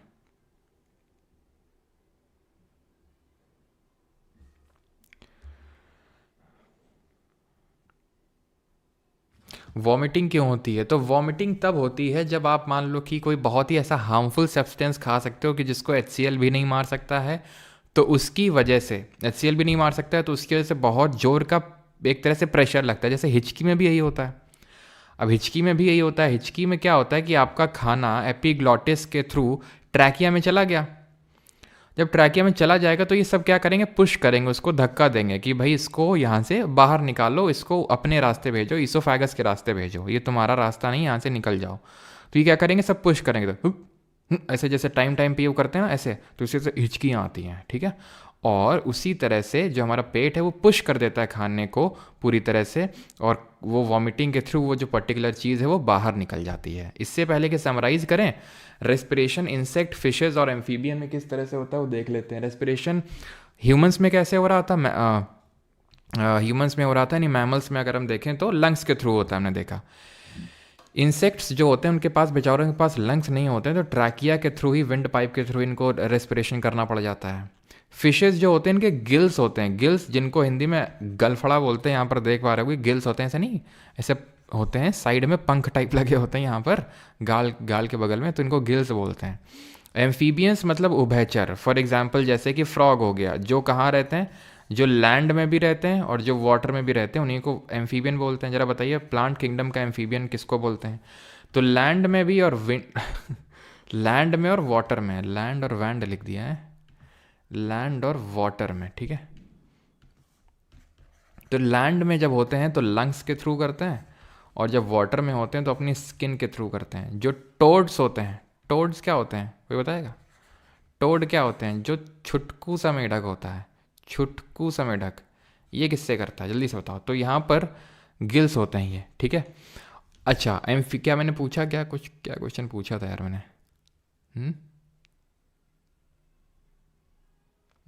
हाँ, एम्फीबियंस ऑफ प्लांट किंगडम, तो वो हम बोलते हैं ब्रायोफाइट्स को, ठीक है। और जो टोड्स होते हैं ये भी अपने स्किन के थ्रू रेस्पायर सॉरी स्किन या फिर गिल्स के थ्रू करते हैं मेनली, ठीक है। ऐसे समझ लो कि ये मेनली आप वही लिख लो, गिल्स ही लिख लो, ठीक है। गिल्स के थ्रू ही करते हैं ये, ठीक है। और फिर जब धीरे धीरे थोड़ा सा बड़ा होने लगेंगे पानी में, तो वो गिल्स की जगह अपनी स्किन से ही रेस्पायर करने लगते हैं, ठीक है। क्लियर? अब हम यहाँ पर चीज़ों को कर लेते हैं समराइज़, ठीक है। समराइज़ कर लेते हैं हमने क्या क्या पढ़ा। समराइज़ क्यों कर लें, क्वेश्चन तो इसी वजह से लगाते हैं ना, समराइज़ करने की वजह से, कि कर दें, बताओ जल्दी से। लेकिन लिख के नहीं कर पाएंगे, आंखें बंद बंद करके करना हो तो कर लो।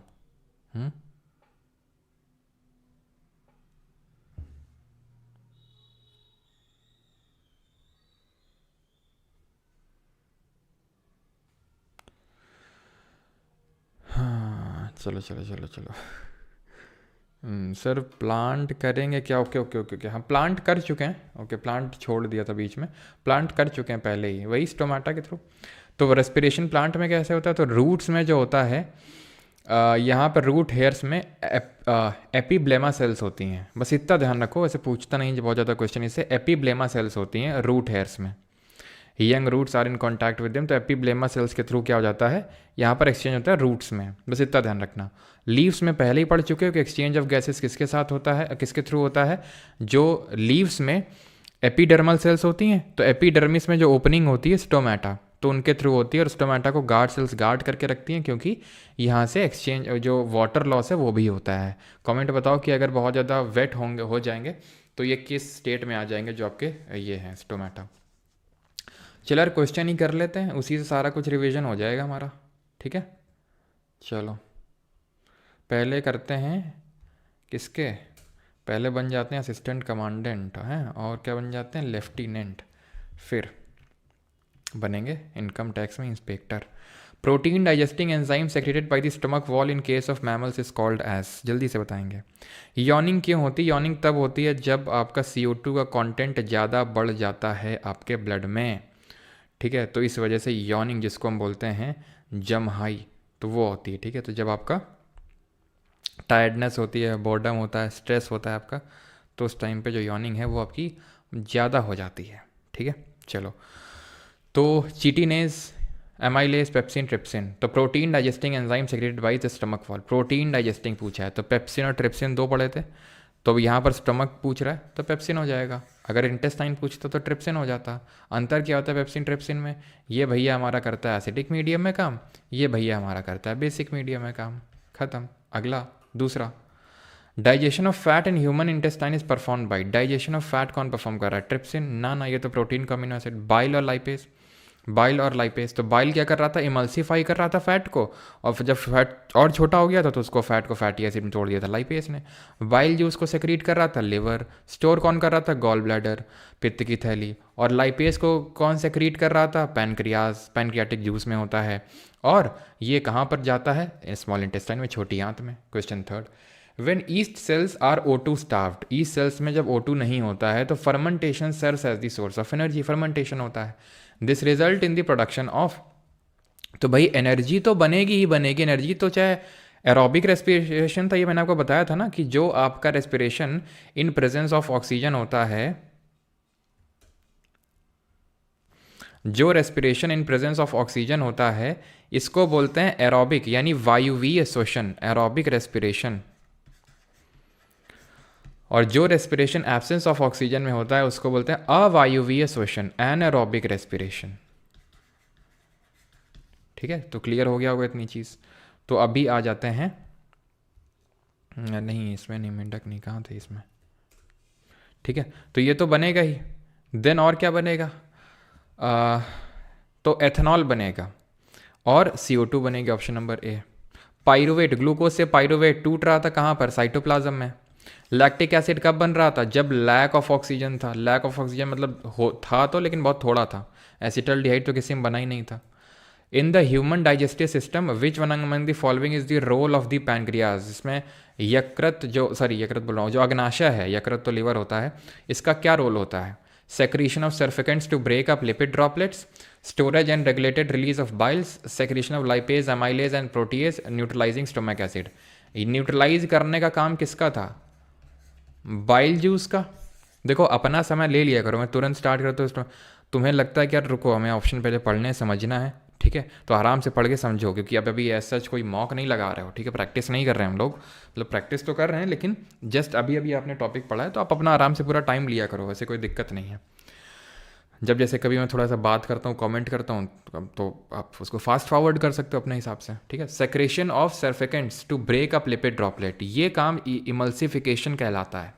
और ये कौन कर रहा था, ये भी बाइल जूस ही कर रहा था, ये भी बाइल जूस ही कर रहा था, ठीक है। Storage and regulated release of bile, ये लिवर करता है, ठीक है। ये काम होगा सेक्रेशन ऑफ लाइपेस, जो फैट को फैटी एसिड में तोड़ रहा था, ये अपना खुद का एमाइलेस और प्रोटीएस। ध्यान रखना, मैंने बताया था लाइपेज और जो ट्रिप्सिन होता है वो सेक्रीट करता है पैनक्रियास, पैनक्रियाटिक जूस में होता है। लेकिन वही सिर्फ 2 एंजाइम नहीं होते हैं पैनक्रियाटिक जूस में, ढेरों एंजाइम होते हैं।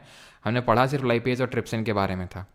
Which of the following is the source of energy in cells, ये तो आप बता लेंगे, energy currency of the cell, adenosine triphosphate, जो कि कहाँ पर बनता है, माइटोकॉन्ड्रिया में बनता है। और माइटोकॉन्ड्रिया के पास खुद का क्या होता है, जरा बताओ जल्दी से। खुद का क्या होता है माइटोकॉन्ड्रिया के पास। तो पहला सवाल ये रहा, which of the following is able to regenerate our digestive system with good microbes that will neutralize the harmful ones. तो अच्छे बैक्टीरिया कौन से होते हैं जो हमारी गट हेल्थ को बहुत अच्छा रखते हैं। तो आपने सुना होगा कि दही खाना चाहिए, हमारी गट हेल्थ के लिए बहुत अच्छा होता है, क्योंकि उसमें प्रोबायोटिक्स होते हैं। प्रोबायोटिक्स का मतलब होते हैं अच्छे वाले बैक्टीरिया, अच्छे बैक्टीरिया होते हैं, ठीक है। जैसे नहीं एक मीम चला था, बाबर आजम रोहित शर्मा से बोल रहा था, पापा आप अच्छे पापा हैं ना, तो ऐसे ही ये अच्छे बैक्टीरिया होते हैं। ये आपको जैसे लैक्टोबैसिलस बैक्टीरिया होता है ना हमारे उसमें कर्ड में, दही में, तो वो which part of the digestive system receives secretion from the liver and the pancreas, कौन सा डाइजेस्टिव सिस्टम का पार्ट है जो लिवर और पैनक्रियास से सेक्रेशन मिलता है उसको। ये छोटी आंत होती है जिसकी लेंथ 7 से 8 मीटर होती है, जिसमें कि फिंगर लाइक प्रोजेक्शंस फिली होते हैं जो सरफेस एरिया इंक्रीज करते हैं for food absorption. Identify the function of lipase in the process of digestion, तो लाइपेस का फंक्शन आपको यहाँ पर पहचानना है। तो लाइपेस का काम होता है breaking down roughage, no. Breaking down emulsified fat, yes, ठीक है। Which of the following is the indigestible portion of our diet essential to the health of digestive system, मतलब इनडाइजेस्टिबल पोर्शन है और हमारे डाइजेस्टिव सिस्टम के लिए बहुत अच्छा होता है ये। तो क्या चीज़ होती है जो हमारे डाइजेस्टिव सिस्टम के लिए बहुत अच्छा होता है, तो ये होता है रफेज। मैंने आपको बताया था ये काइंड ऑफ आपका फाइबर होता है और ये आपको कॉन्स्टिपेशन की प्रॉब्लम से बचाता है, ठीक है। Which juice is released in our gall bladder that facilitates the digestion of the fats, तो ये होता है हमारा बाइल जूस। इमल्सिफिकेशन ऑफ करता है किसका, फैट का। liver gland secretes that are stored in sac called the gall bladder, ठीक।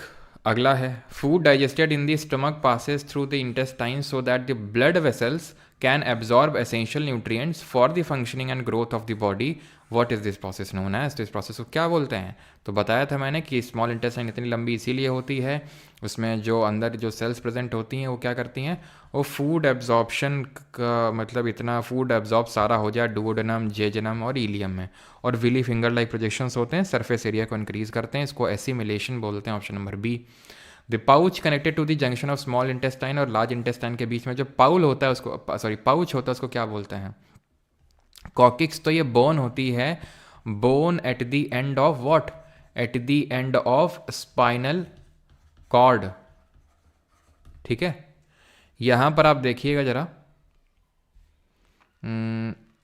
यहां पर ये क्या है, कोई बताएगा? अच्छा लिखा हुआ है अपेंडिक्स। मैंने आपको बताया था जब कॉकिक्स बोन के बारे में बताया था कि कॉकिक्स की तरह हमारा अपेंडिक्स भी क्या होता है, एक वेस्टिजियल ऑर्गन होता है, यानी कि अगर इसको निकाल भी दिया जाएगा तो भी कोई प्रॉब्लम नहीं है। कुछ लोगों का जो अपेंडिक्स से थोड़ा ऊपर की तरफ आ जाता है तो ऑपरेशन से उसको हटा के वो ठीक कर दिया जाता है। ठीक है, तो ये है। तो यहाँ पर आंसर होगा सीकम। मैंने बताया था आपको, याद है आपको? सीकम क्या पार्ट होता है जहाँ से स्मॉल इंटेस्टाइन खत्म और लार्ज इंटेस्टाइन शुरू हो जाती है। कोलॉन वो पार्ट होता है जहाँ पर वाटर का एब्जॉर्प्शन होता है। ठीक है, अगला क्वेश्चन करते हैं। Which of the following statement is not correct about the liver? ठीक है, लिवर के बारे में कौन सा स्टेटमेंट सही नहीं है?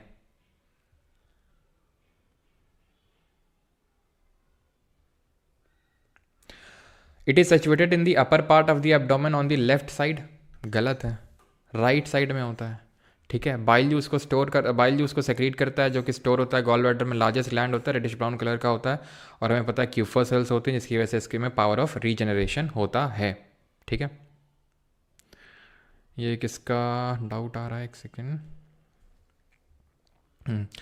वॉमिटिंग के लिए ना तो आपका सेरिब्रम जो आप लिख रहे हैं ना, हाइपोथैलेमस, मेडुला ऑब्लोंगोटा रिस्पॉन्सिबल होता है, मेडुला ऑब्लोंगोटा रिस्पॉन्सिबल होता है उसके लिए। ठीक है, which food requires a longer small intestine to digest the food? तो लैम्ब, एग्स, ग्रास, चिकन। तो ग्रास के लिए लंबी स्मॉल इंटेस्टाइन चाहिए क्योंकि ग्रास में होता है सेल्यूलोज, सेल वॉल बनी होती है सेल्यूलोज की। अब ये लैम्ब हो गया, एग्स हो गया, चिकन हो गया, इनमें सेल वॉल नहीं होती है, तो इसलिए ये जल्दी डाइजेस्ट होंगे, है ना। सेल्यूलोज जो है एक्स्ट्रा डाइजेशन मांगता है। In humans the digestion of carbohydrates like starch begins in which of the following parts? तो कहाँ पर स्टार्ट होता है डाइजेस्टिव सिस्टम हमारा? तो ये स्टार्ट होता है हमारा बकल कैविटी में ही स्टार्ट हो जाता है, मैंने आपको बताया था। ठीक है, complex carbohydrate simple and break हो जाता है। इन र्यूमिनेंट्स लाइक कैटल, मवेशियों जैसे कि जुगाली क्या होता है? आपने देखा होगा ना, गाँव में गाय भैंस बैठे हुए हैं, मुंह चला रहे हैं, लेकिन तुम्हारी तरह नहीं है, वो बातें करने के लिए मुंह नहीं चलाते, वो चलाते रहते हैं खाने के डाइजेशन के लिए, है ना। वाइट करके वो निकलता रहता है। तो एक्चुअल में क्या करते हैं ये, पहले अपने जो इनको र्यूमिनेंट्स बोला जाता है। ठीक है, तो इनका जो र्यूमेन होता है वहाँ ले जाते हैं पार्शली डाइजेस्टेड, उसको फिर से वापस लाते हैं डाइजेस्टिव जूसेस से मिला के, और फिर उसको चबाते हैं, फिर ले जाते हैं अंदर। तो ये पूरा प्रोसेस आराम से बैठे करते रहते हैं आराम से। ठीक है, आराम से छाया में बैठे हैं, है ना, जुगाली चल रही है अपना आराम से। Which of the following is a medium-sized globular protein that acts as a pancreatic serine protease found in the digestive system of many vertebrates? Medium-sized globular protein होता है ये, that acts as pancreatic serine। ठीक है, तो okay, तो trypsin है, माइलेस है, lipase है, फिर पेप्सिन है, तो इट वुड बी ट्रिप्सिन। ठीक है, पैनक्रियाटिक की बात हो रही है इसलिए ट्रिप्सिन लगाया। ठीक है, पेप्सिन लगाता अगर स्टमक की बात हो रही होती तो। Which of the following muscles regulate the exit of food? कौन सी मसल्स हैं जो एग्जिट ऑफ फूड को रेगुलेट करती हैं from stomach to the small intestine? तो ये कौन सी हैं? पेट से लेके जाती हैं CHSL 2024, ये स्फिंक्टर मसल्स मैंने बताई थी। कोई सिंगल क्वेश्चन नहीं है ऐसा है जो हम लोगों ने किया ना हो सकता है इक्का दुक्का मिल जाए, लेकिन मोस्टली आपसे बन जाएंगे। विच of the following animals have a single opening in the digestive system? पहले ही क्वेश्चन कर चुके हैं ये कि ये आपका एनिमल किंगडम का क्वेश्चन है। कौन सी सेल्स होती हैं प्लैटी एल्मिंथिस में जो ये फैसिलिटेट करती हैं कि ये जो एक्सक्रीशन होता है इनका काम करता है? एक्सक्रीशन के लिए कौन सी सेल्स होती हैं प्लैटी एल्मिंथिस में जिनका नाम F से शुरू होता है? तो ये होती हैं फ्लेम सेल्स। कॉलर सेल किस में होती हैं? पॉरीफेरा में। स्टिंगिंग सेल किस में होती हैं? जो हमारे सीलेंट्रेट या निडेरिया होते हैं। Which of the following is not a function of calcium in our body, calcium का फंक्शन क्या नहीं है? It plays an important role in blood clotting, yes. Digestive system में हेल्प ही नहीं करता है सच कुछ, ठीक है। बोन्स में, हेल्दी बोन्स में आपको पता है कैल्शियम ही होता है। What are where are villi present in the alimentary canal, तो एलिमेंट्री कैनाल में कहाँ प्रेजेंट होंगी? तो ये स्मॉल इंटेस्टाइन में है। सरफेस एरिया इंक्रीज करते हैं फूड एब्जॉर्प्शन के लिए। स्मॉल इंटेस्टाइन की लेंथ कितनी होती है? तो हमने देखा था 7 से 8 मीटर होती है, और जो लार्ज इंटेस्टाइन होता है वो 1 से 2 मीटर होता है, फिर लगभग 1.5 metre. Which type of carbohydrate cannot be broken down by the GI tract, does not provide energy but helps in the get rid of waste? बताओ। तो ये क्या होता है? ये एक तरह का फाइबर होता है हमारा, जो कि रफ एज होता है। मैंने बताया था ये पेरिस्टालसिस में सपोर्ट करता है। Dash, a fluid secreted by new mothers during the initial days of lactation, contains nutrients that boost the baby's immune system and helps fight the infection. क्या होता है जो मदर के उसमें होता है, जो मिल्क होता है, तो उसमें होता है आपका कोलोस्ट्रम, ठीक है। कोलोस्ट्रम जो है ये बेबी का इम्यून सिस्टम का तभी बोला जाता है कि बच्चे को, जब वो बच्चे का जन्म होता है तो माँ का दूध ही सबसे बेस्ट होता है उसके लिए, है ना, due to present of this colostrum. A large muscular sheet called dash forms the floor of the chest cavity. Chest cavity का फ्लोर यानी बेस बनाता है, it is called as diaphragm. भाई डुओडेनम तो हमारा स्मॉल इंटेस्टाइन का part है, यहाँ पर एक्सचेंज ऑफ गैसेज होता है। लैरिंग्स तो हमारा एडम्स एप्पल या फिर वॉइस बॉक्स होता है, साउंड बॉक्स होता है, वॉइस बॉक्स होता है। Which of the following organ secrete HCl that helps our body in killing pathogenic bacteria? Pathogenic bacteria को मारने में कौन हेल्प करते हैं? तो ये स्टमक हेल्प करते हैं HCl रिलीज करके। Which of the following is the role of fibre in the diet? तो फाइबर का क्या रोल होता है? तो फाइबर का रोल होता है क्या? डाइजेशन को प्रमोट करना और बॉवल रेगुलरिटी को मेंटेन करना। What helps make the acidic food alkaline that is coming from the stomach? जो खाना स्टमक से आ रहा है इंटेस्टाइन में, उसको बेसिक कौन बना रहा है? उसको बेसिक बना रहा है बाइल जूस। बी से बेसिक, बी से bile juice. The inner wall of small intestine, अभी यार आई थिंक क्वेश्चन कर लेंगे इसके आगे जितने भी हैं, ठीक है। Through which of the following body part does food need to pass before reaching the intestine? तो इंटेस्टाइन पहुंचने से पहले कहाँ कहाँ पाइप वो होना पड़ेगा? विंड पाइप में थोड़ी ना खाना जाएगा। माउथ, रेक्टम, रेक्टम तो बाद में आता है ना, small intestine, large intestine, then rectum आता है, देन एनस आता है। ईसोफेगस और स्टमक हो जाएगा, ठीक है। Y shaped proteinaceous structure produced by the immune cells to defend our body against harmful bacteria virus? ये एक्चुअल में डिजीज वाले चैप्टर में करना चाहिए, आंसर तो इसका इम्यूनोग्लोबिन होगा, ठीक है। ये क्वेश्चन आप कर लेंगे। ये वाला करिए 32 वाला, जो छोड़ रहा हूँ आपके लिए होमवर्क है, ठीक है, वो आसान आसान से हैं। ये वाला करो स्टेटमेंट वाला।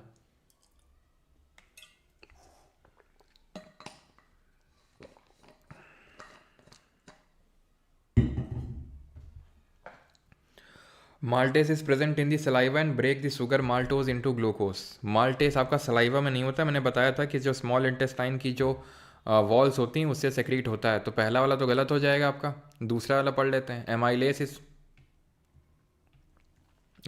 Is present in the saliva and help change starches into sugars.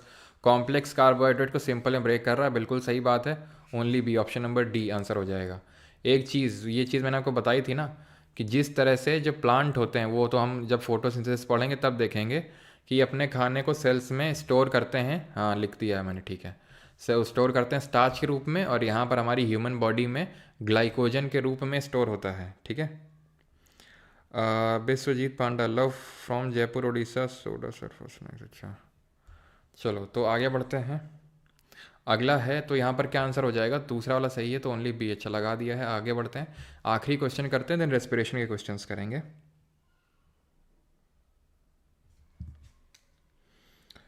ढाई, अच्छा 2.5x का स्पीड करवाना है लोफी, ठीक है, मैं बोल दूंगा, ओके।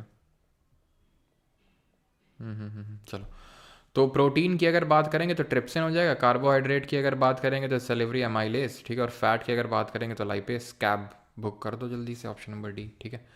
बाकी आप ये तो कर ही सकते हैं, पूरा एलिमेंट्री कैनाल का आपको बताना है कहाँ से कहाँ खाना पास होता है, बता चुके हैं, ठीक है। सीधा क्वेश्चन है। रेस्पिरेटरी सिस्टम पे आते हैं, करिए इस क्वेश्चन को 35th को।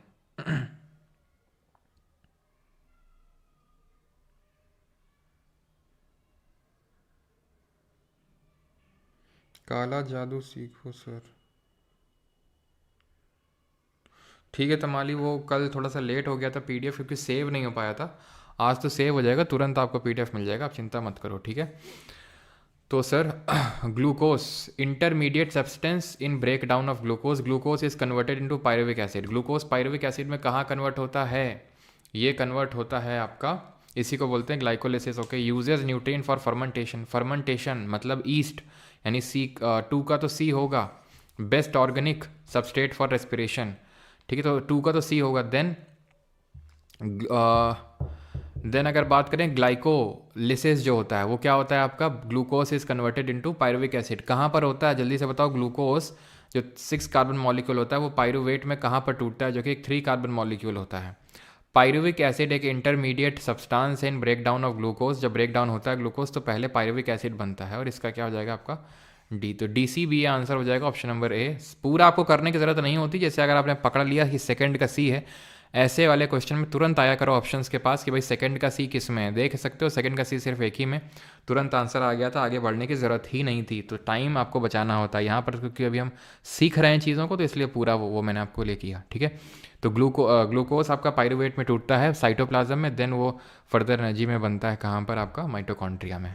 इन boys larynx is visible as a distinct bulge at the front of the throat called as. तो एड्रिनलिन, कंठमणि, एडम्स एप्पल, कॉर्न या फिर गुलेट? तो क्या होगा? एडम्स एप्पल, ठीक है।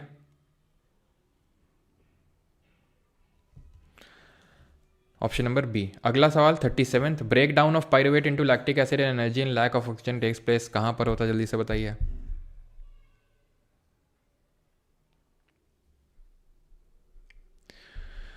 क्या होता है भाई? इसलिए होता है क्योंकि मेंस में इस वजह से होता है क्योंकि मेंस में हमने कल पढ़ा था, कल नहीं, ठीक है परसों आई थिंक पढ़ा था ना, कि हमारा हार्मोन निकलता है टेस्टोस्टेरॉन, जिसकी वजह से जो मेल होते हैं उनकी आवाज़ जो है थोड़ी सी डीप हो जाती है, भारी हो जाती है, और जो एडम्स एप्पल है वो बड़ा हो जाता है, प्रोमिनेंट हो जाता है।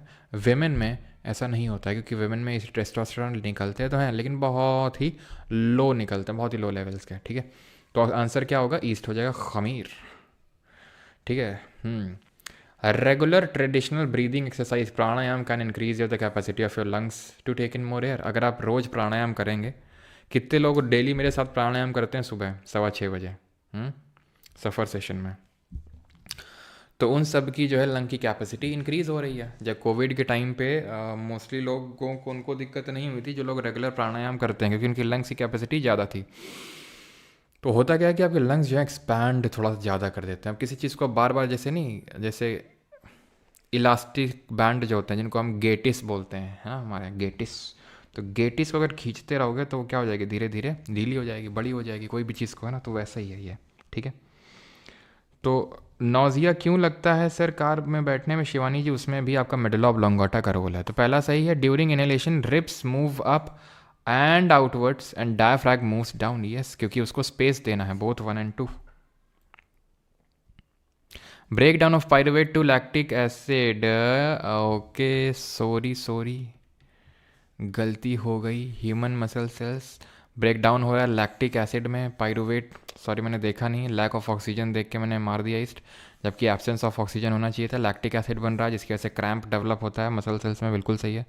39, what is the percentage of CO2 in the air exhaled by? तो जो हम एक्सेल करते हैं उसमें कितनी होती है? लेते तो 0.036% है, लेकिन एक्सेल 4.4% कर देते हैं। आखिरी क्वेश्चन है आज का, what is the network of air tube for gases of exchange in insect? Insect में कहाँ से गैसेज का एक्सचेंज होता है? तो बताया था इंसेक्ट में ट्रैकिया होता है, गिल्स गलफड़े फिशेज़ में होता है, फिशेज़ में, ठीक है, और स्किन में होता है फ्रॉग जब पानी में रहते हैं तो वो, ठीक है। कौन सा ग्लैंड होता है बिटवीन द लंग्स? तो फेफड़ों के बीच में कौन सा होता है? फेफड़ों के बीच में, तो फेफड़ों के बीच में होता है थाइमस होता है, ठीक है। हाइपोथैलेमस तो ब्रेन में होता है, पिट्यूटरी ब्रेन में होता है, pituitary anterior part, posterior part, ये क्या करता है? ऑक्सीटोसिन सेक्रीट करता है, और ADH एंटी डायूरेटिक हार्मोन जिसको हम वासोप्रेसिन बोलते हैं, ये सब सेक्रीट करके किसको देता है? पोस्टीरियर पार्ट ऑफ पिट्यूटरी को देता है, जो उसको रिलीज़ करता है। पीनियल मेलाटोनिन को रिलीज़ करता है जो स्लीप साइकिल को, सर्केडियन रिदम को रेगुलेट करता है। पिट्यूटरी का जो एंटीरियर पार्ट होता है वो ग्रोथ हार्मोन को सेक्रीट करता है, और जो हमारा प्रोलैक्टिन होता है जो मिल्क बनाता है, ऑक्सीटोसिन मिल्क का सेक्रीशन करता है और डिलीवरी के टाइम पे, बेबी डिलीवरी के टाइम पे ये हेल्प करता है, ठीक है। एडीएच या फिर वैसोप्रेसिन क्या करता है, वाटर लेवल्स को मेंटेन करके रखता है, एब्जॉर्प्शन ऑफ वाटर को फैसिलिटेट करता है। आइडेंटिफाई ये मसल, तुम लोग को जॉग बायो पढ़ते पढ़ते ऐसा नहीं लग रहा है भाई यार कितना सिस्टम चल रहा है, मतलब कितना भयंकर सिस्टम बैठा हुआ अंदर, सब लगे हुए हैं काम पे हैं, और तुम उसके बारे में सोच रहे हो। कभी उन अंदर के ऑर्गन्स के बारे में भी अपने सोच लो, हार्मोन निकल रहा है, सब अपना मसल सेल्स काम कर रही हैं, सब अपने अपने काम पे लगे हुए हैं। तुम भी सोचो इतना काम कर लो तो, है ना। कहाँ होता सफ़र, बेटा सफ़र मत लिखो यार, दिल पे एकदम चोट लग जाती है। हैं तुम्हारा मैं इस सफ़र को कम कर रहा हूँ, तुम बैच का नाम ही सफ़र किए दे रहे हो। सफ़र वो सफ़र नहीं है, ये सफ़र है, हैं? सफ़र का ही था मैं। लंग्स पार्ट डिवीजन क्या,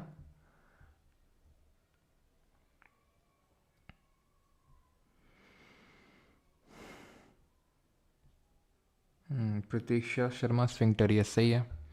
निशा चलो ठीक है। तो यहाँ पर सही आंसर क्या होगा, स्फिंक्टर मसल्स हो जाएगा, ऑप्शन नंबर डी।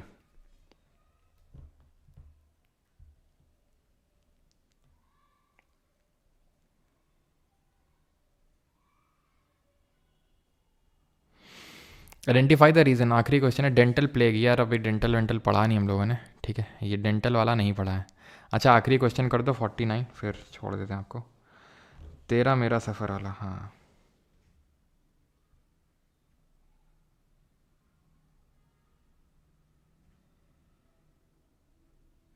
सफल पान मसाला, वाह। ट्रैकिया, ठीक है, ये क्या है पहला वाला, पहला वाला ट्रैकिया तो होगा नहीं, ट्रैकिया तो ये है यार सी वाला, ठीक है, ट्रैकिया तो सी वाला है, तो ये दोनों गए आपके। सबसे आखिर में तो ट्रैकिया आता है, विंड पाइप जिसको बोलते हैं। सबसे पहले तो फेरिंग्स आएगा, यस ठीक है, सबसे पहले तो फेरिंग्स आएगा, देन लैरिंग्स आएगा, देन ट्रैकिया आ जाएगा। सिंपल सा क्वेश्चन है, ठीक है। चलो बाकी क्वेश्चन तो यार कर ही सकते हो, है ना। ये वाला क्वेश्चन और कर लो, आरआरसी में पूछा क्या है ये। द रिप्स सिंक इन, क्या all the statement given below regarding respiration in humans are correct except one, एक गलत है, कौन सा। Ribs sink in and the diaphragm rises upwards, okay. Ribs rise up, diaphragm नीचे जाता है, फ्लैट हो जाता है। रिप्स मतलब ऐसा होता है डायफ्राम, और जब सांस लेते हैं तो ऐसा हो जाता है, फ्लैटन हो जाता है, सही है ये भी। थोरेसिक कैविटी बिकम्स लार्जर, ठीक है। एयर इज टेकन इन, अच्छा यहाँ पर all this statement, I think यहाँ पर इंस्पिरेशन की बात हो रही है, जब हमने सांस अंदर ली है तब की बात हो रही है, ठीक है, तब की। 49 का तो भाई सी तो लगाया है, सी तो लगाया 49 का। तो ये वाला सही होगा अगर हम इनहेलेशन की बात कर रहे हैं। Air is taken in the lungs, बिल्कुल सही है। Ribs rise up and diaphragm flatten, ये सही है। तो ये वाला गलत हो जाएगा आपका फिर, ठीक है, ऑप्शन नंबर ए। क्लियर है, पहला वाला आपका गलत हो जाएगा अगर यहाँ पर इनहेलेशन की बात है तो। चलो थैंक यू सभी को, धन्यवाद।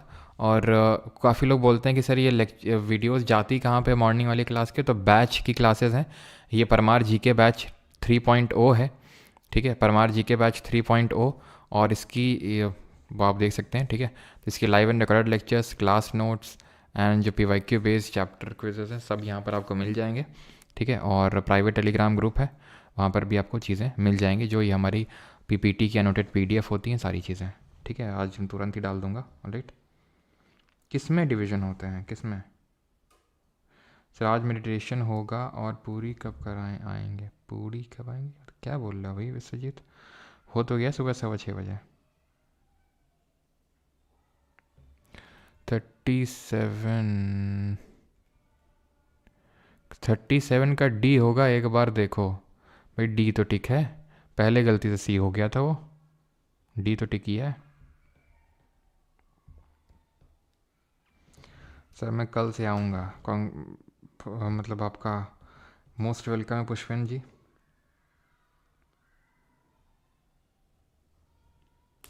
चलो थैंक यू सभी को, कल मिलते हैं लाइव प्रोसेस के बाकी के दोनों पार्ट करेंगे। सर्कुलेशन, हार्ट किस तरह से ब्लड को सर्कुलेट करता है, और चीज़ों को बाहर निकालेंगे, एक्सक्रीशन, ठीक है। चलिए, और कल हमारा मेजर पार्ट ऑफ ज्योग्राफी मतलब ऑलमोस्ट ख़त्म ही हो जाएगा, ठीक है। चलिए थैंक यू, धन्यवाद। नेक रोटेशन, चलो यार याद दिला दिया, थैंक यू।